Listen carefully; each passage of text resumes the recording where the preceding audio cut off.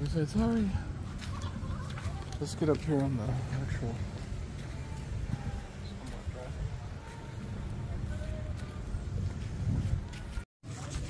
Ito yung mat na lumalabas talaga to siya. Ito, kinakain yung ganitong kilid niya, gilid. Ah. Paano kainin?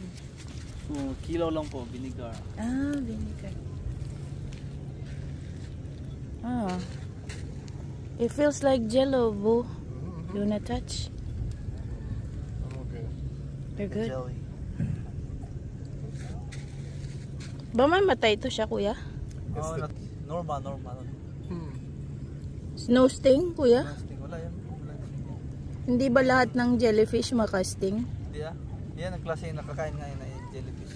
Okay. Yung isang jellyfish na na-sting, hindi nakakain yun.